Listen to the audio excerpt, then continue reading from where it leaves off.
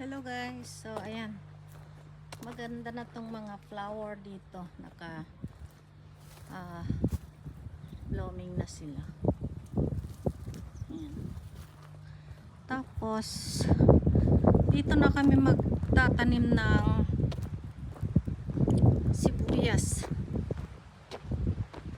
So ito yung isang traktor namin, hinanda na ng asawa ko spray siya ng trigo siguro. So ayan yung bago naming sprayer, yung maliit na sprayer lang, 1,506 liter with back camera. Tapos ito yung ilog. Ayan guys, nagsitubuan na rin yung mga puki. Tapos ito yung gagamitin ko. Dito ako mag-tractor ngayon sa harap ng bahay. So ito yung gagamitin ko.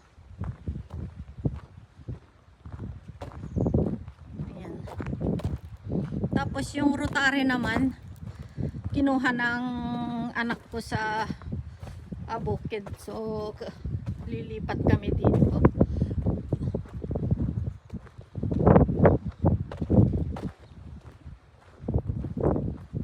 Tapos ito yung isang sprayer din namin na malaki. So ito naman yung ilang liter na ba to?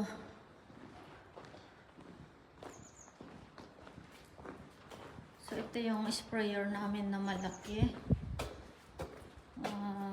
Ilang liter na ba to? 6,000 liter. Ayan. So ito yung gaspardo na pangtanim namin ng trigo saka soybeans. So yan guys, ang dami pa naming mga solar dyan. Solar sa bukid, sa mga bukid namin. Ayan. So mag-tractor na tayo guys.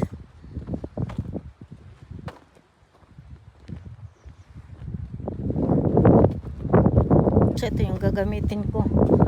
Power harrow muna ang unang gagamitin bago rotary. So yung rotary kinuha pa ng binata ko. So napakataas nito. Ang hirap umakyat. Meron pa naman akong daladalang hot coffee.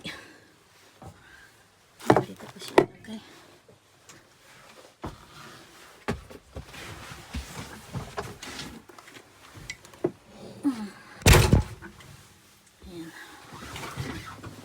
So dito tayo guys.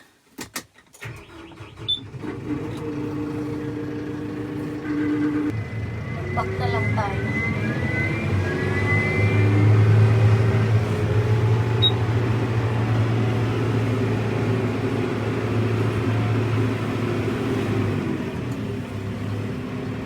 So yung asawa ko naman guys, nagtatanim siya ng sugar beet. Ito yung pangbaba.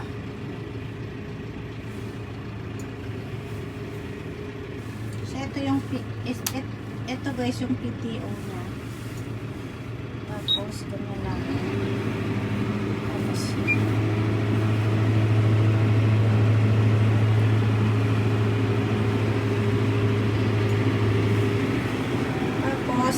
ito naka A1 lang siya, kailangan dito natin. Ito lang yung itulak.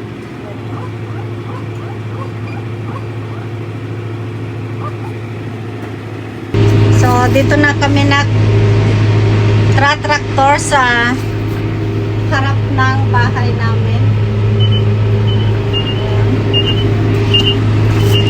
Dito na kami magtatanim ng sibuyas. So, nagpa-power harrow muna ako.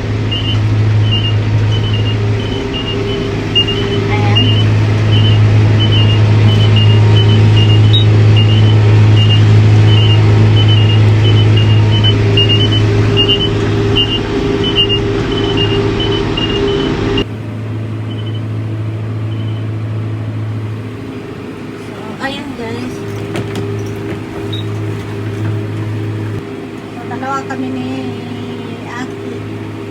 Binata ko na nagtra-tractor ng taniman namin ng sibuyas. Power harrow. So ayan, ang power harrow na ginagamit ko. Tapos itong binata ko naman, yung tali.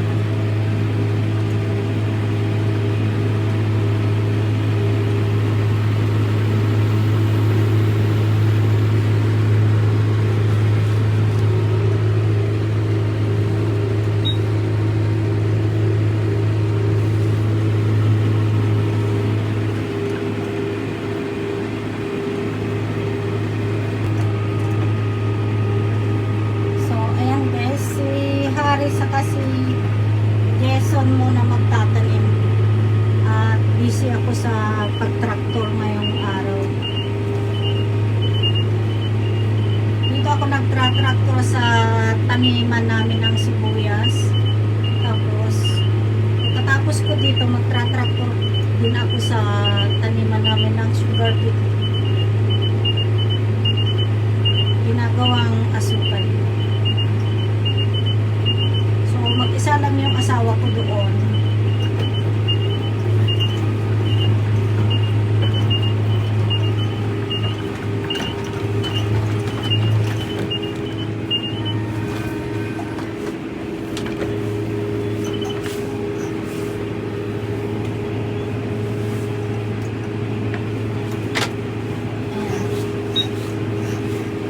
So, kailangan matuto din itong mga